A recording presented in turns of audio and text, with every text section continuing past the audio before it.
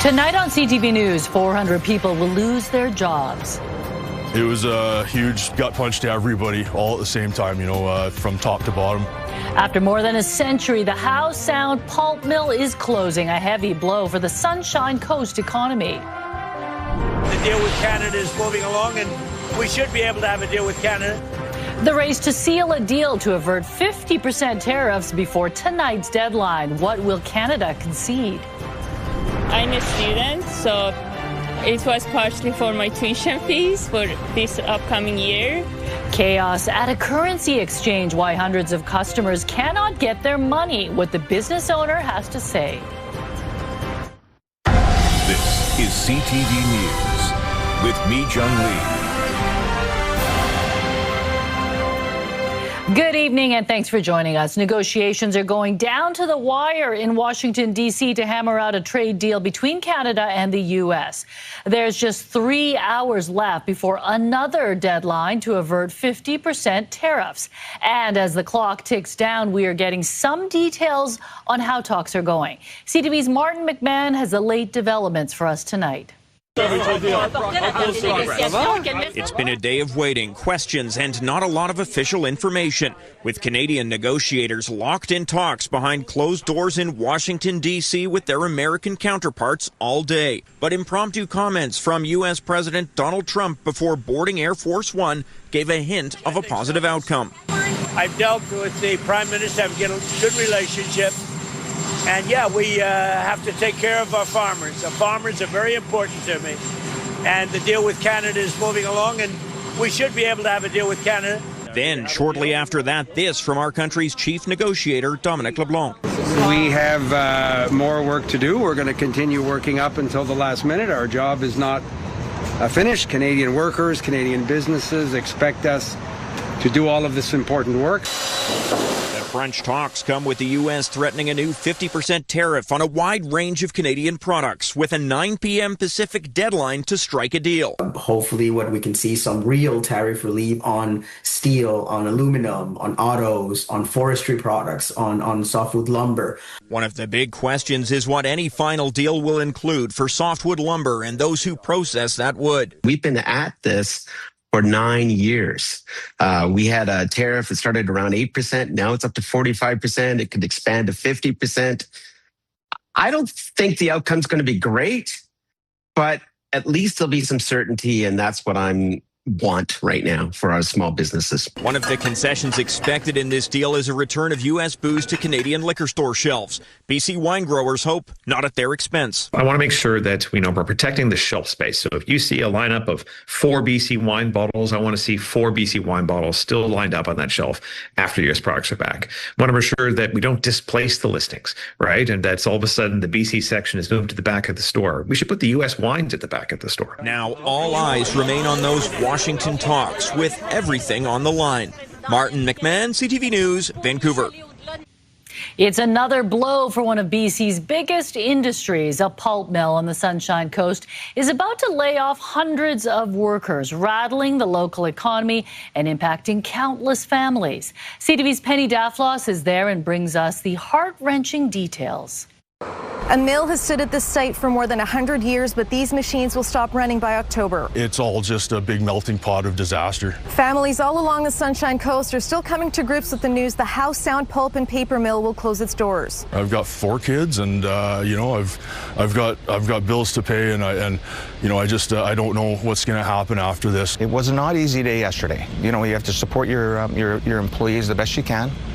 Ask them to work safe through this terrible time. We have basically 2 more months to continue to come to work. This is Ken Hall's second layoff in the industry, as it is for Chris Perry. I figured, well, this would be the safest bet, and I guess I was wrong. He feels abandoned by government. Where the hell is everybody? Rather than falling victim to the trade war. It ain't the damn tariffs. Look at what we've done with our forest.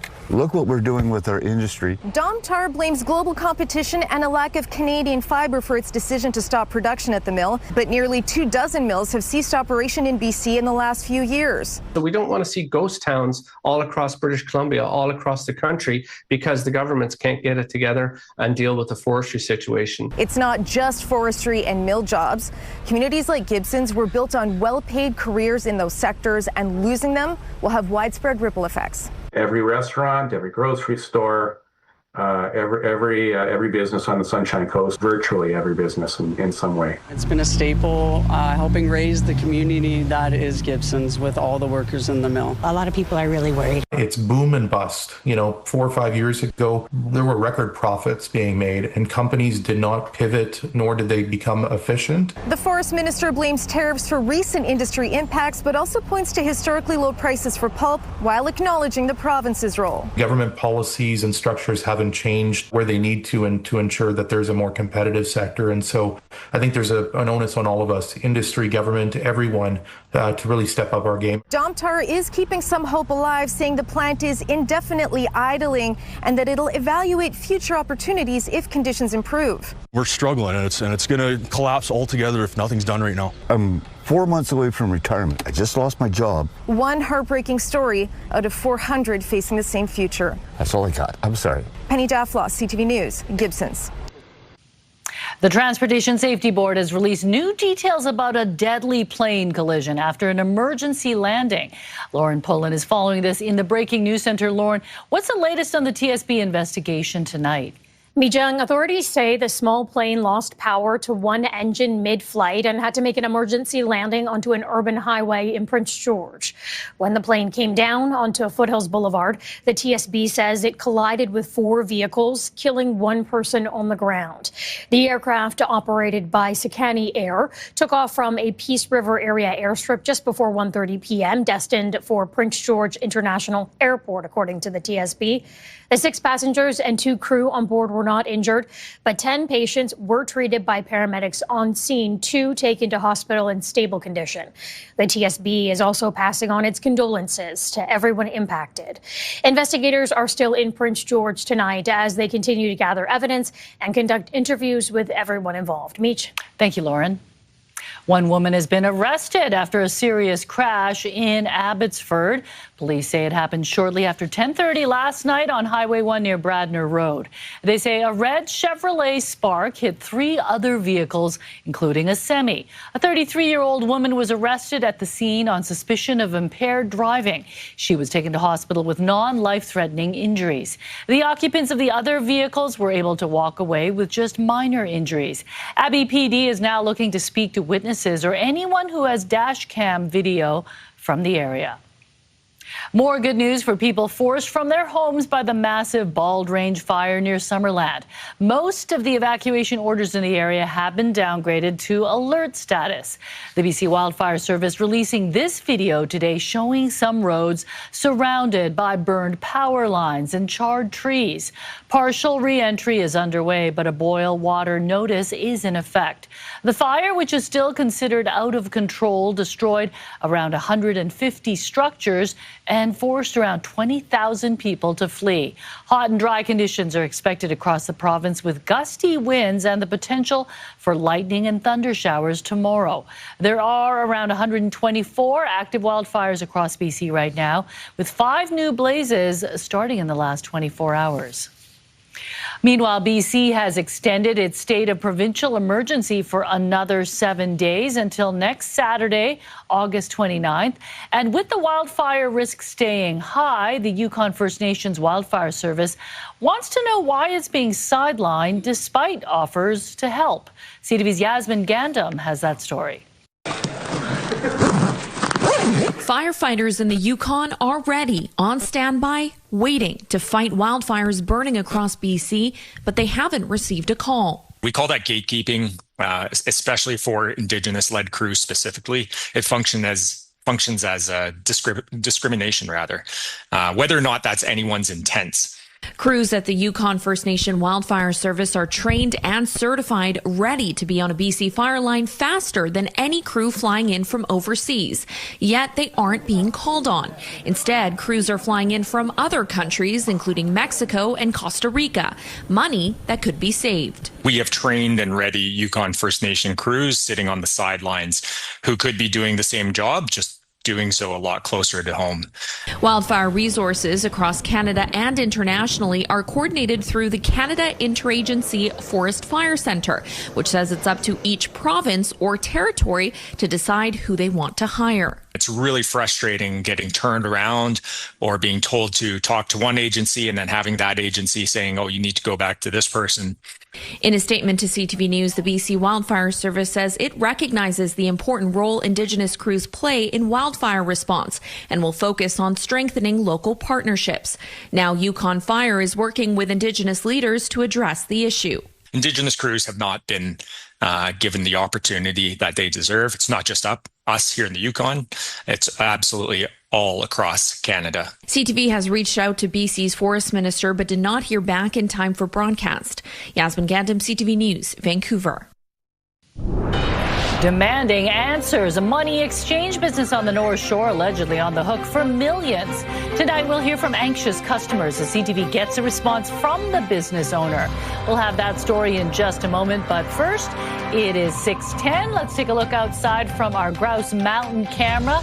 Looking down at downtown Vancouver, the clouds have rolled in because earlier today it was bright blue sky. Yep, that is right, because changes in the air as we head into tomorrow. It'll look and feel a lot different. Today's the last hot day of the work week. Here is a look at temperatures across the lower mainland right now. We're seeing temperatures in the mid to high 20s pretty much across the board with the exception of Chilliwack. You're at 30 degrees right now. As we head into the weekend, unsettled conditions for tomorrow. We will see scattered showers with some sunny breaks. A cool 20 degrees heading into Sunday. We'll start off with some showers. It does dry up through the afternoon with a high of 21. There is a slight chance of seeing some afternoon thunder showers for Metro Vancouver. Definitely for the Fraser Valley, we'll see some active weather and the southern interior, which is not good for the wildfires. And I've got those details along with the full forecast coming up. Okay, well, we will take whatever rain we can get. Exactly, we need it. All right, thanks, Anne. Millions of dollars have been frozen at a currency exchange in North Vancouver. Customers demanding their money be returned have been showing up at the business. Now, RCMP have launched a fraud investigation. CTV's Kevin Chirac has more, including a response from the business owner. The two men whose identities have been blurred say the man they're confronting owes them tens of thousands of dollars. They say they paid Apadana Currency Exchange to help move money between Iran and Canada. Another person we spoke with said her family is owed nearly $12,000. I'm a student, so it was partially for my tuition fees for this upcoming year.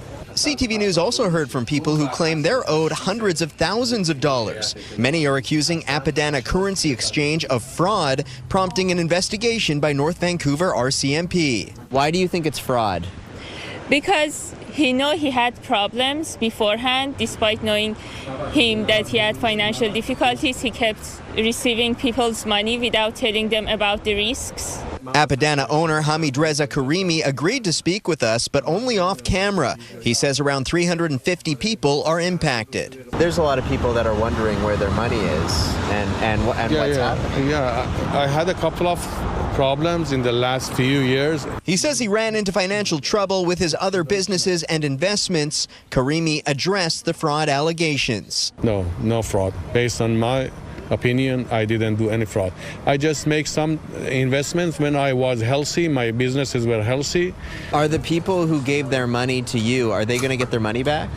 Now, some part may be back. All my personal assets, I'm ready to pay all my personal assets to the creditors.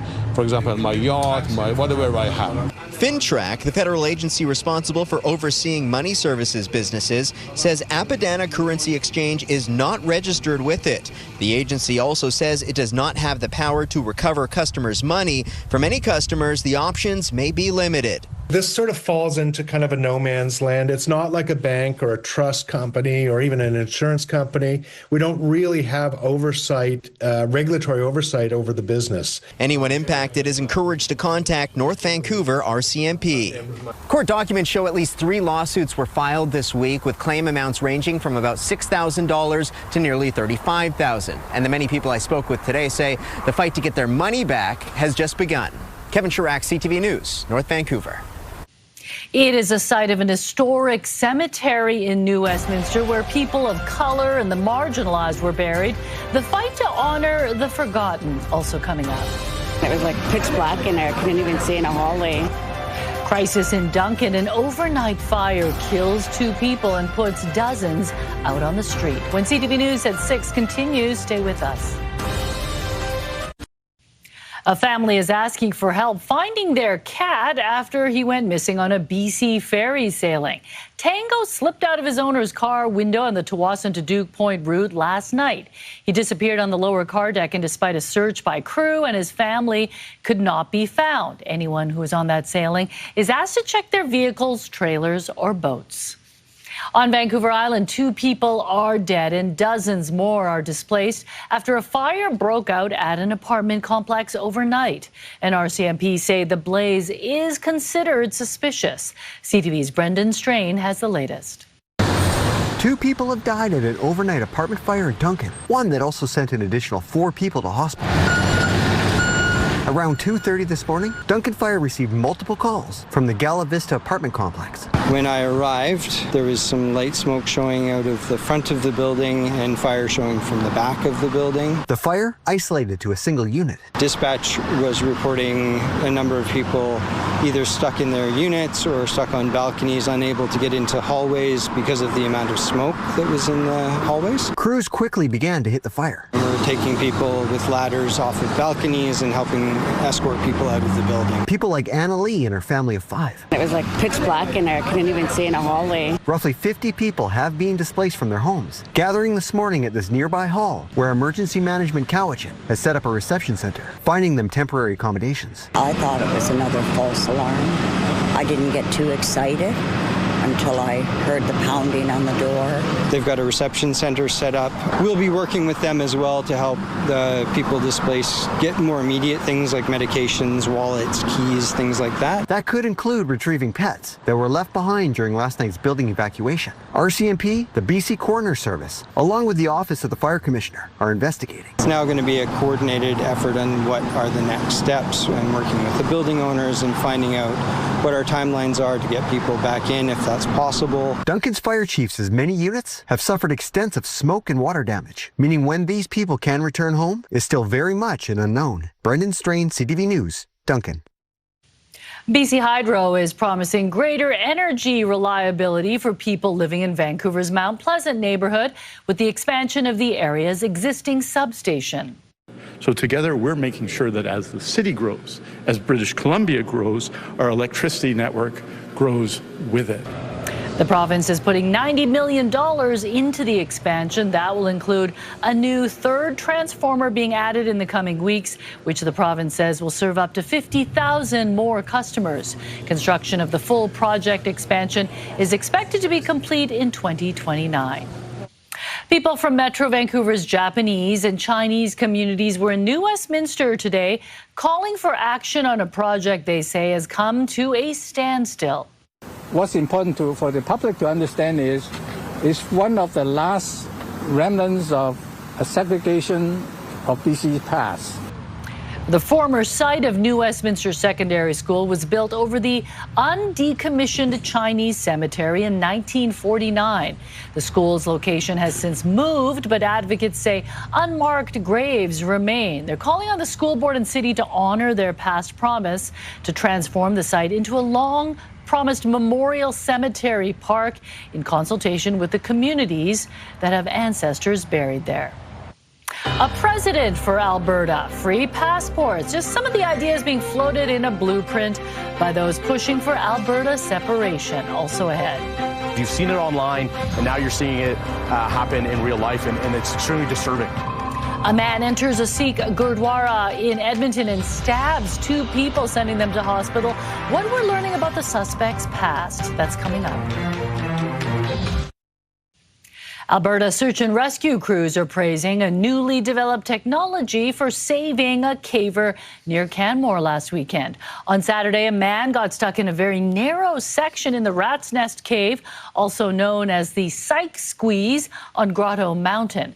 Guides were unable to get him out. For the first time ever, crews used cave radio technology developed in 2023, allowing them to communicate using specialized electronics that can send signals underground. It took more than 12 hours, but the man was safely rescued. 2 men were stabbed at a Sikh temple in Edmonton early this morning. Congregants say a man walked in during morning prayers and started being disruptive. The victims were stabbed with a screwdriver when they tried to escort him out. The suspect was detained by witnesses until police arrived. Officers say the 27-year-old suspect was released from prison yesterday and charges are pending.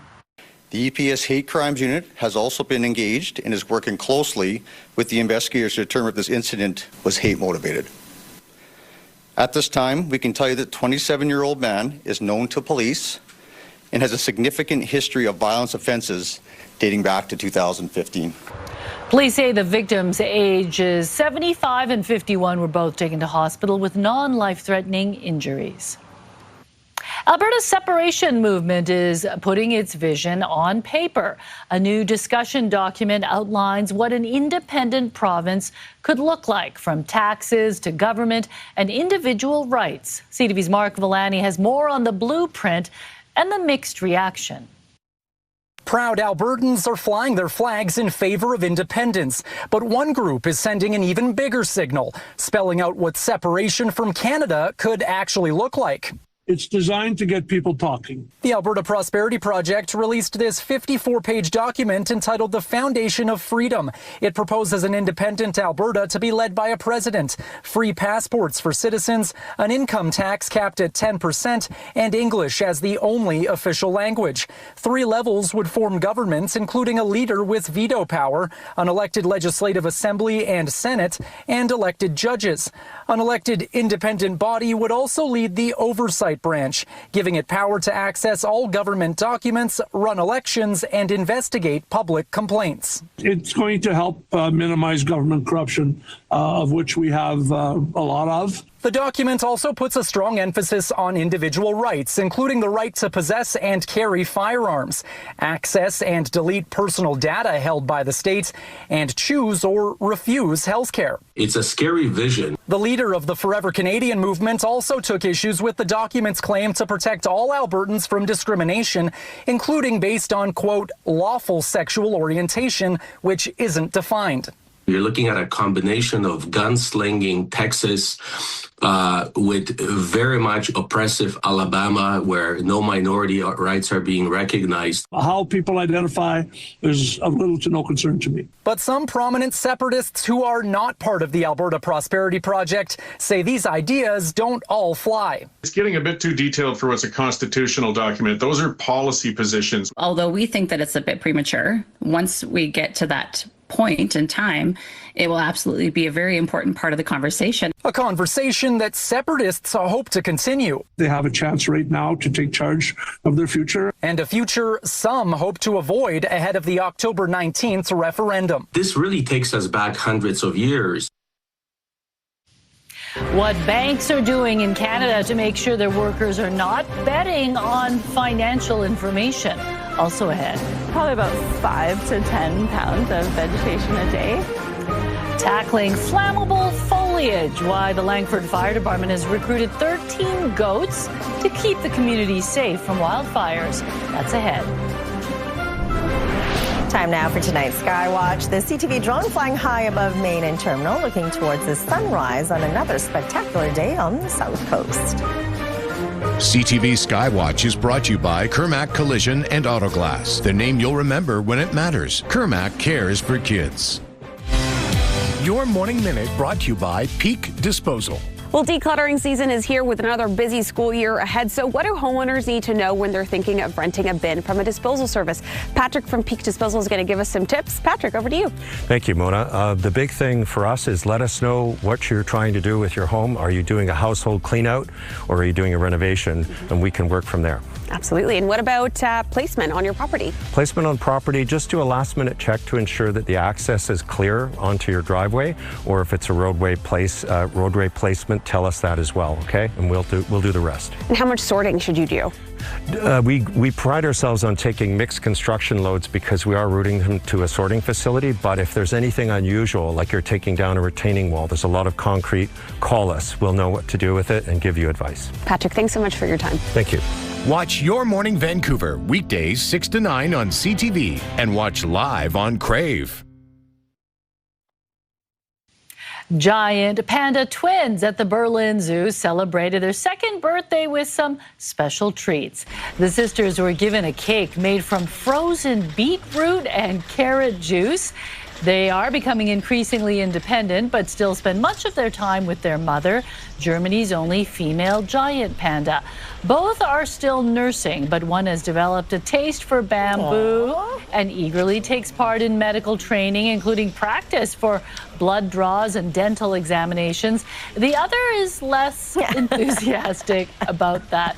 Very adorable. That cake looks really good, but it does look a little too healthy. Where's the buttercream icing, right? Yeah. Where's the fondant and the sweets on top, right? Yeah, next year they'll get a bamboo cake. How about that? Yeah, that clearly they like it, so that's great. But a nice special cake for them. Happy second birthday. That's absolutely adorable. All right, let's take a look at our forecast. We saw some sun earlier on today, increasing cloud coverage as promised. This is what it looks like outside right now. Overcast skies, 22 degrees, a little bit of a breeze from the west southwest at 9 kilometers an hour. Still dealing with air quality warnings for the southern interior. Eastern Fraser Valley has been added to the orange warning with Fraser Canyon, Nicola, and South Okanagan as we head into the weekend under a yellow warning. Chilcotin stretching all the way to Elk Valley as well. So limit your outdoor activity and stay hydrated and stay cool. We do have an unsettled system offshore from the south, pushing in some unsettled conditions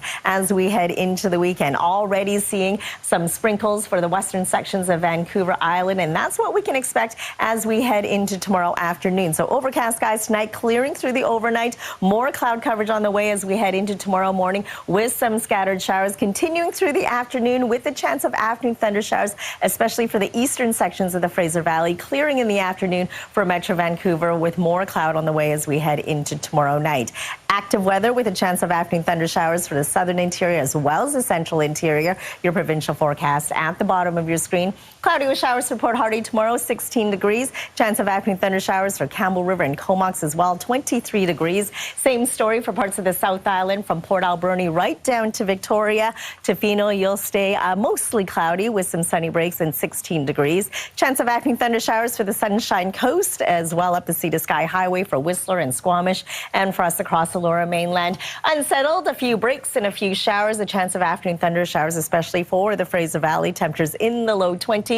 Into Sunday morning, showers drying up and then warming up for Monday and Tuesday. Inland temperatures between 29 and 30 degrees. A slight chance of early morning showers on Wednesday before it clears up. Clouds over on Thursday with a few showers possible on Friday, cooling down to 20 degrees. So Monday and Tuesday, hottest days as we head into next week. But yes, much needed showers, and hopefully it helps things out. But keeping an eye on those thunder showers as well in the interior. Yeah, definitely. So what's going to be wetter, you think, Saturday or Sunday? It's looking Saturday night into Sunday. Okay. So when you're sleeping. That's not too bad. That's not too bad at all. Okay, thanks, Anne. Langford's fire department has some four-legged help to stop wildfires before they can start. A team of goats is chowing down on flammable foliage in the heart of the city, but it seems some of the new recruits still need a little training. That's plastic. That's plastic. No. The 13 goats brought in from Vancouver Island Goatscaping near Nanaimo are targeting overgrown areas, including invasive blackberry bushes, as part of a 2-day wildfire mitigation project. They can eat about 5 to 10 pounds of vegetation a day, and their digestive system helps keep the plants from growing back. They have an interesting digestive system in that the seeds are no longer viable after they have passed through the goats. The goats are very capable at climbing up those steep slopes, and so it might not be safe for people to walk up there or heavy machinery to make it up that slope. It costs $35 per goat per day. They're not even making minimum wage, but the food allowance is great. If the trial is successful, the goats would get more work elsewhere in the city. New rules at some banks to prevent employees from betting on things like the Bank of Canada rate. That story coming up. Also ahead. He's also very funny, loud, creative, and curious. He's talking about his younger brother, a super smart Calgary boy who's only 4 years old. Now, after taking an IQ test, his parents know just how precocious he is. Ahead on CTV News at 6.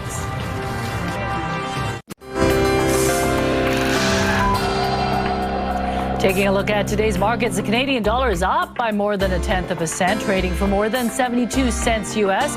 Oil was up just 23 cents, sneaking up past $87 a barrel. Gold saw a $109 increase. And on the stock market, the TSX gained 254 points. The Dow Jones gained 517. Some Canadian financial institutions are updating their codes of conduct to restrict employees' use of prediction markets. The new rules have been implemented by banks like RBC, TD, and National Bank. They target employees who have access to non-public information, barring them from betting on events like Bank of Canada interest rate decisions or corporate earning metrics, which determine a company's profitability. The new policies follow similar measures taken in the U.S. to prevent any conflict of interest within the firms. A Calgary boy has always been a precocious child, but now his parents know just how gifted he really is. At age 4, he scored 160 on the world's most famous IQ test for his age group. Also widely considered to have 160 IQs, Benjamin Franklin and Stephen Hawking. CTV's Tyler Barrow caught up with the youngster as he gets ready for his next test, kindergarten. Peru, this one, Algeria. After seeing their flags, Ali Aldalawi can list dozens of countries. His smarts don't end there. He's also very funny, loud, creative, and curious. He will have to come down here. No, I will. He's now 5 years old and already reading with ease, but he can also crunch numbers quickly, which is what he prefers. Math or reading? Math. He's shy, but also super smart. Last fall, Ali scored 160 IQ, putting him in the top 0.1% of his age group. According to Mensa, the world's oldest high IQ society, a score of 100 is considered average. You only get to become a member if you're in the top 2% of the population or 130 IQ or higher. As a mom and, as parents, I was so proud, to be honest. Hassan noticed from the age of 2, Ali was curious and liked to build new things, using his imagination while asking questions beyond his age. That's why she had him take an IQ test. Not only just a deep question, but he likes also to know the way or the things how, connect with each other. And it runs in the family. His 10-year-old brother Omar and 7-year-old sister are Mensa members. Their parents are earning their PhDs in computer science and petroleum engineering at the University of Calgary. When Ali gained entry last December, at the time, only one other 4-year-old was a member in Canada. They see patterns well on IQ tests, but they see it in life. They see it in math. They see the pattern in reading. But Ali still enjoys being a kid. His favorite soccer player is Cristiano Ronaldo, which also explains his haircut. As a mom, I feel happy, and I feel he will do very well. Tyler Barrow, CTV News, Calgary. A Calgary craftsman has created an electric guitar using an unusual piece of equipment that it turns out has a significant cultural background.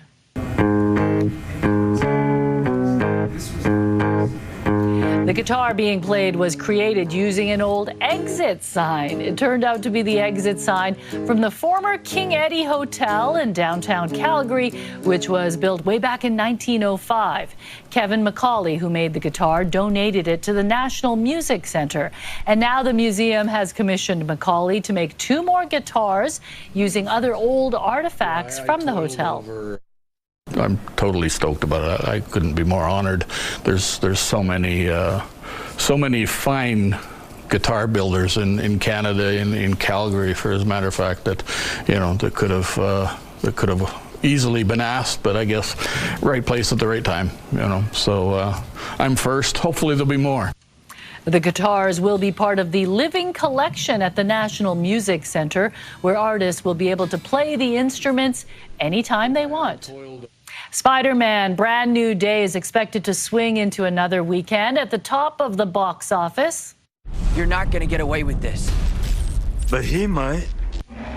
Deadline forecasts the movie, which has already become Sony's highest grossing title ever, will bring in another $35 million US across North America in its fourth weekend. Another sequel is expected to make its debut in second place. Insidious Out of the Further is tracking towards somewhere in the mid-20 millions, while Christopher Nolan's The Odyssey will look to hold on to its own spot in the top 3. Petapalooza, the annual day of the dog, is upon us. Part of the Friday Feel-Goods just ahead. Plus, missing Meow Meow. Adam finds out what happened after a woman discovered a stuffed animal lying alone on a sidewalk. Coming up on the Swatsky Sign-Off. Right now, here's a preview of Your Morning Vancouver. Monday on Your Morning Vancouver, an update on the Canada-U.S. trade war. We'll have the latest developments. Also, school is back in just a couple of weeks. Before you do your back-to-school shopping, what experts say you should try to avoid so you can save money. And he's a young musician from North Vancouver who's now starring in the new Disney film Camp Rock 3. We'll sit down with Casey Trotter. We'll see you Monday morning. The PWHL Championship Trophy, the Walter Cup, has allegedly gone missing in Alberta. The league says the trophy did not arrive as expected at its latest stop in Lethbridge. The Walter Cup was supposed to spend the day with Montreal Victoire forward Dana Grieg on Thursday, but when the container arrived, the Walter Cup was not inside. It's unclear where it was last seen, but it is not the original Walter Cup trophy, as that one is on display at the Hockey Hall of Fame in Toronto. The child star from a wildly successful YouTube video is returning to the public eye.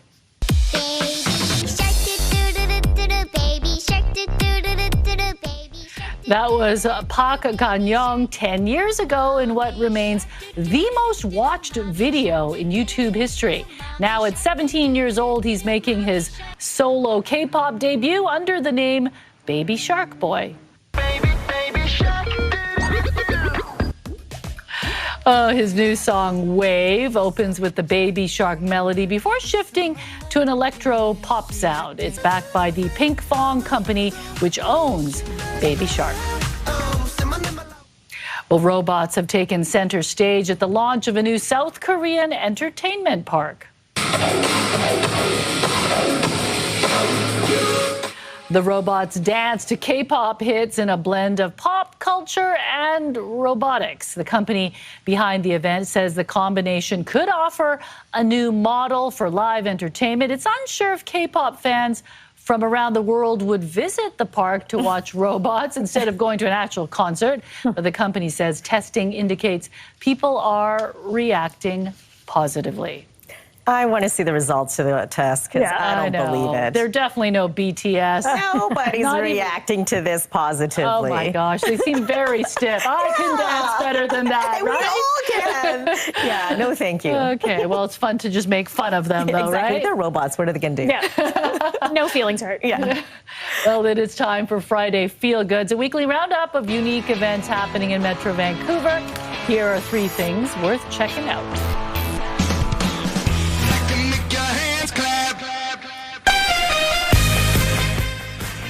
The largest pet festival in North America, I did not know that, returns to Vancouver this Sunday. The Day of the Dog will take over the 1100 block of Mainland Street in Yaletown from 11 a.m. to 4 p.m. The free street party features breed-specific races, doggy yoga, a pool party for pups, and canine cabanas.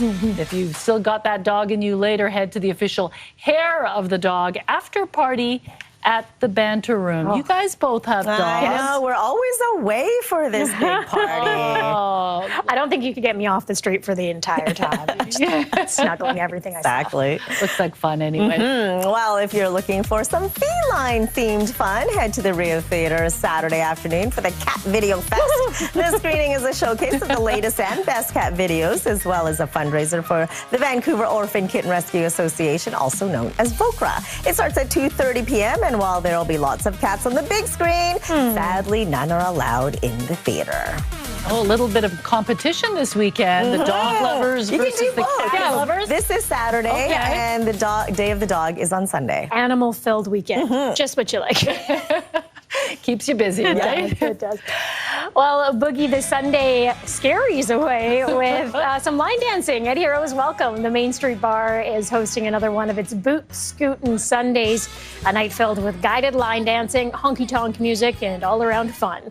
It kicks off at 7, and no experience is necessary, but Western attire is highly encouraged, as there are prizes for best dressed. I knew I should have kept my cowboy boots. You still have your cowboy hat. Just join in on the fun. I don't have a cowboy hat. You guys have one? No. I used to, back when those were kind of in. You remember that? Nope, never were.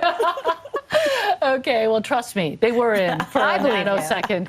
Okay, if you have any events you'd like us to highlight, email your tips to ctvfeelgoods@ctv.ca. Well, the Toronto Zoo has revealed the name of its 3-week-old pygmy hippo calf. Maple is one of just 3 pygmy hippos in Canada, along with her parents Kindia and Harvey.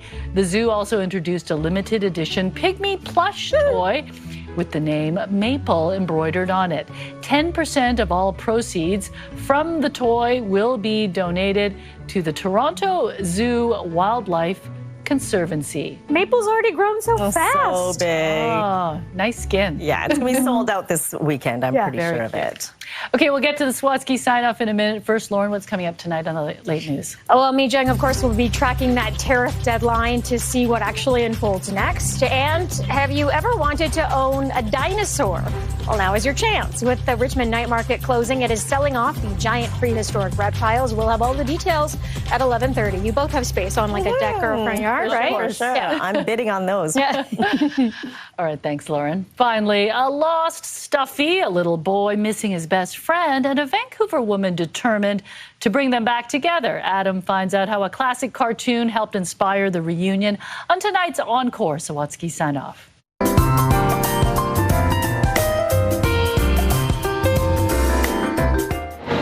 So yeah, it was just about right here. Alyssa Hamlet was walking home when she saw him lying on the sidewalk. People were stepping over him. A plushie, all alone. Like belly up. He looked so done with life. So Alyssa picked him up. And it wasn't super dirty. It just looked really well loved. And whoever loved it so well would be missing it too much. So Alyssa placed him at eye level for a while before committing to do all she could to reconnect the plushie with his person. I was like, I'm going to take responsibility of him. So Alyssa took him home and posted lost plushie posters online after giving the cat a bubble bath. Toy Story totally brainwashed me a little bit because I see a toy and I feel like it has feelings. Movies like Toy Story also inspired Alyssa to grow up to bring inanimate objects to life as an animation artist.